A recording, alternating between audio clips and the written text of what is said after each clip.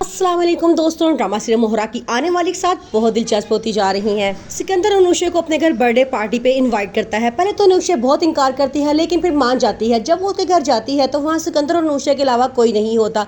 सिकंदर ने बड़ा खूबसूरत घर सजाया होता है। वो अनुषा को प्रपोज करता है, कहता है मैं तुम्हें पसंद करता हूँ और तुमसे शादी करना चाहता हूँ। लेकिन सिकंदर अभी तक उस बेइज्जती को भूला नहीं होता जो अनुषा ने सब यूनिवर्सिटी के सामने थप्पड़ मार के उसकी की थी।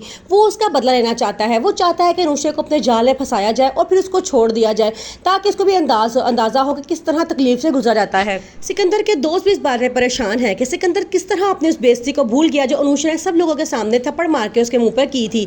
लेकिन वो इस बात पे खुश है। अब अनुषा भी आहिस्ता आहिस्ता सिकंदर को पसंद करना शुरू हो जाती है। अलीज़ा जब देखती है कि अनुषा खुद ही बैठी मुस्कुरा रही होती है तो वो उससे आके कहती है कि तुम क्यों मुस्कुरा रही हो, ख्वाबों की दुनिया से बाहर आ जाओ। वो आगे से कहती है कि ख्वाबों की दुनिया बहुत हसीन होती है और मुझे यहाँ रहने में बड़ा मज़ा आता है। लेकिन अलीज़ा उसे मशवरा देती है कि जब भी ख्वाब टूटते हैं तो बहुत तकलीफ होती है।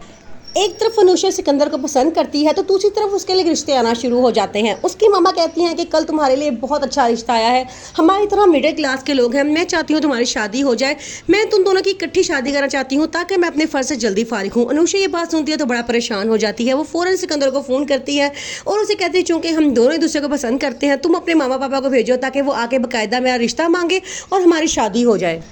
सिकंदर उसे कहता है कि मेरे मामा पापा तो अभी इस मुल्क में नहीं है, बाहर गए हुए हैं। ऐसे करते हैं कि हम चुप करके निकाह कर लेते हैं, बाद में घर वालों को बता देंगे। अनुषा पहले तो बहुत इनकार करती है, लेकिन चूंकि वो सिकंदर को दिल दे बैठी होती है तो वो हाँ कर देती है और दोनों चुप करके निकाह कर लेते हैं। अब घर वालों को नहीं पता होता कि अनुषा निकाह कर चुकी है। उसकी मामा रिश्ते ढूंढ रही होती हैं और बड़ी अच्छी जगह पर उसकी शादी करना चाहती हैं।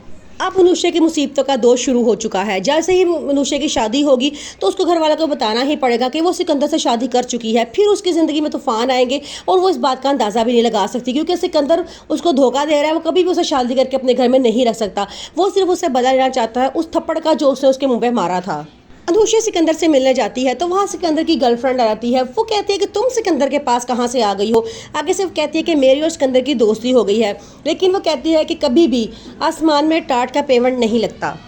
अनुषा सिकंदर के साथ डिनर करने जाती है तो वहाँ पे सिकंदर की एक्स गर्लफ्रेंड आ जाती है। वो उसे सिकंदर के साथ देख के बड़ा परेशान होती है और अनुषा की बहुत बेइज्जती करती है, जिससे अनुषा शर्मिंदा होकर वहाँ से चली जाती है। सिकंदर उसको बहुत डांटता है, कहता है कि तुमने अनुषा की बेइज्जती क्यों की है, मैं उसको यहाँ पे बुलाया था, तुमने उसकी बेइज्जती क्यों की है। वो सिकंदर को बड़ा जलील करती है और कहती है कि तुम लोगों को धोखा देते हो, लड़कियों को, तुम्हें लड़कियों की ज़िंदगी बर्बाद करते हो, शर्म नहीं आती। वो उसे बड़ी बातें सुनाती है। सिकंदर फ़ौरन भागता है अनुषा को मनाने के लिए, लेकिन अनुषा बहुत ज़्यादा नाराज़ होती है। वो बहुत ज़्यादा डिसहार्ट होती है। वो फ़ौरन घर चली जाती है।